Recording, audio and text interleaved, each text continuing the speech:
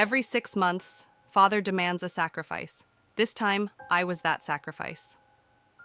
Posted by You Tun Trash Tia. Can someone help me? I'm Vivi. I'm 19 years old, and I'm trying to escape my town of New Haven. If any kids in New Haven happen to see this, can you let me know? I'll go over the details at the bottom of this post, but I want to clarify that I'm hiding behind the wall near the town exit. If you are an adult and come near me, I will shoot you. I'll start from the beginning. 2 weeks ago, I was living in an apocalyptic world. Ren tasted like chicken. I was told to douse him in BBQ sauce, which made him easier to swallow, but he was still too dry, stringy, and stuck in my teeth. This is the lifestyle I grew up with. I have only ever known this way of living and surviving. Father told us to treat Ren like food, to detach ourselves completely. But I couldn't let go of 18 years with him just like that. I grew up with Ren. Freckled cheeks and lopsided smiles, Ren. We shared bunk beds, and he used to tell me scary stories to help me sleep. As we grew up together, we became closer, and he became the joker of our little group. When morale was low, he was always there to crack a joke and maintain a wide smile, despite being terrified himself. I admired his ability to wear a mask and pretend everything was okay, even when we sacrificed our friends. The night prior to his death, Ren climbed into my bed and told me his theories about his parents. He was positive they were still alive, and he was going to find them. When it was safe to go back to the surface, that was. Ren didn't remember a lot about his childhood, but he did know his parents were in the medical field. I found myself wearing his threaded jacket, the one he insisted on me keeping if he was ever chosen. He loved that jacket. Apparently, his 3-year-old self was wrapped up in it when father found him. Now, Ren was stuck at the back of my throat. I kept chewing, but the more I swallowed, the sicker I felt. I wasn't even hungry, but father insisted. If we were going to give our thanks for him keeping us safe and away from the surface, we had to obey every order father gave us. Ren told me not to be upset and not to miss him. I tried not to. Father always said we had to detach ourselves from the food. That was the only way we were going to enjoy it.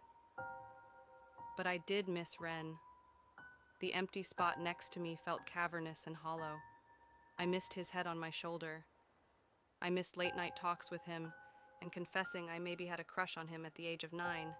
He laughed and said, "Maybe when we're old enough, you can ask me to marry you." I don't think even he realized how powerful his words were, that I would marry him in a heartbeat if we were just normal kids in a normal world. It wasn't fair that I missed Ren as much as I did. I spat him out into my bowl, draining the rest of my water. "Gross," Jack grumbled from across the table. I shot him a glare, and he stuck out his tongue. Jack was the oldest among us, but you wouldn't think so by looking at him. Small and scrawny, with little meat on him, Jack was the definition of a squirt. Illuminated by the flickering candlelight, the others were eating, their faces cast in an eerie glow as they listened to Father's stories. I knew them all by heart. Father had been recounting the same tales since I was a little kid. When we were 3 years old, the world ended in what was called the disaster, a terrifying phenomenon that swept across the planet, turning adults into feral predators of their own children. Nobody knew how it happened. Some people hypothesized it was bioterrorism, while others insisted it was natural human evolution.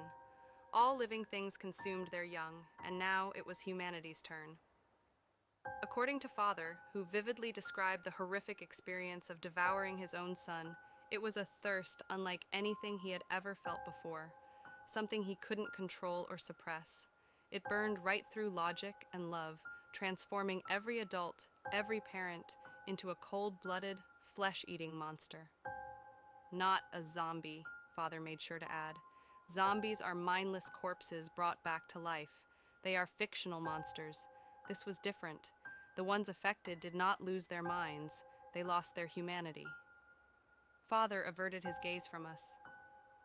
When I became afflicted with this phenomenon, my son was like nicotine, stronger than any black market drug. He cleared his throat. There was no right or wrong, no morals left in me. I was an animal when I killed and skinned him, cooking him into a hot stew. Father's smile was sickly. I didn't feel regret or pain. I wanted more. I wanted to feast on him until my stomach was bulging. His voice splintered apart.